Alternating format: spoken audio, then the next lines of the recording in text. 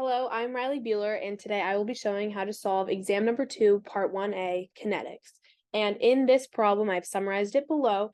We were told to rank the value of the quantities from largest to smallest and provide a concise justification for each answer, which we will do so with math equations and basically solving for the value of the rate constant with the correct units for the following.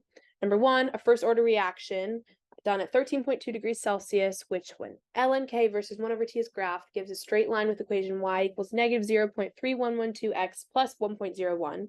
Second, a reaction that obeys zero-order kinetics with an initial concentration of 1.22 molar and has a half-life of 1,110 seconds. And third and finally, a reaction that follows first-order kinetics, which takes 892 seconds to go from an initial concentration of 0.452 molar to 0.0720 molar. And that's a lot of information, so feel free to pause the video there just to write that all down.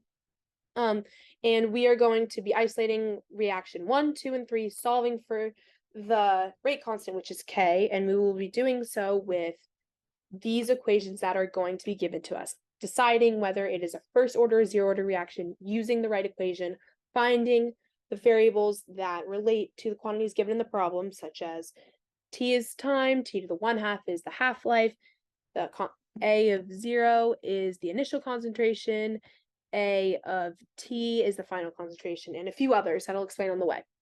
So for the first one, we're given this equation, which is in the problem above, and then this equation is found right here, and this relates to first order kinetics, and it's also in the form y equals mx plus b, which is the same as this equation, so we can see that negative k correlates directly to negative 0.3112, which I've written here, and then we'll multiply both sides by negative 1/2, and we'll get that k equals 0.3112, and then the units are 1 over s because we want this term, negative kt, to have no units because of the type of equation we have. And we know t is time, and time is in seconds. So if we're multiplying by 1 over seconds, we will have no units at the end. We're doing 4 significant figures just because this is what's given in the equation. Obviously, there are 3 here, so you very easily could justify it 0.3111 over seconds for the rate constant, but I'm going to use 4 because that's just what's given here. And for the second one, we're using zero-order kinetics. And in order to do that, we are going to be using this equation because we're also given a half-life, which is this variable right here. And we're also given an initial concentration, the half-life time. So what we're going to do is we're going to change this equation. We're going to multiply both sides by 2k to get to this step, and then divide both sides by 2t to the negative to the 1/2, which is just 2 half-life, because that's what this variable represents. To isolate k on its own, to get k equals the initial concentration divided by 2 times the half-life. We're given those values, so we're going to plug them right into the equation, and we'll solve, and we'll get that k, the rate constant, equals 5.50 times 10 to the negative 4th, 1 over molar times seconds. And we're choosing 3 significant figures here because that's how many are given in the problem. So we're going to just stick with 3, and that's what we rounded. And then the units for this are 1 over molar seconds because we want this to be in seconds because this is the half-life given in seconds. We're going to have molar over here because that's the concentration in molar. So if we're dividing by 1 over molar, then we will get rid of those units, and having 1 over second on the bottom, we'll keep seconds on the top, which will allow our units to match, which is essentially what we want.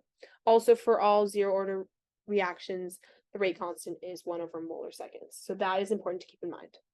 Our third and final quantity is also first order kinetics. So we're going to use this equation, which is the exact same one that we use in the first one, which is this one right here.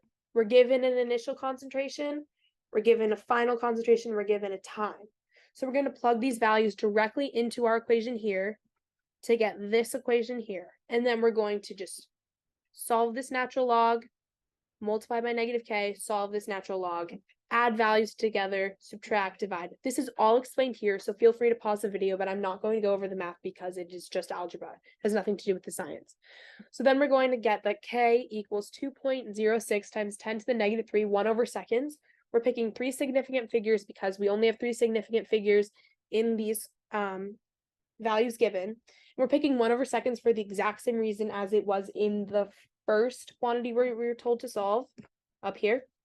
Because again, we want this value to have no units, multiplying by a time of seconds times 1/2 will give us no units. So in conclusion, what we did is we found the equations that correlated to first order, zero order reaction. First order for the first one, zero order for the second, first order for the third one. And then we were given many quantities in this equation. We wrote them down, substituted them into the equation, and isolated K, which is the variable for rate constant. We found what K is, and I explained the reasoning for the units. 1/2 for all first order reactions, 1/molar seconds for all zero order. And this is the same as the first one. And that is essentially how we will find the rate constant. Now, our final step is just to rank them. We can see that this is the greatest value. This is the second greatest value, and this is the third greatest value. So therefore, 1 is greater than 3 is greater than 2 is going to be our final answer after we've solved for the rate constant and use the correct units as the problem asks us to do so.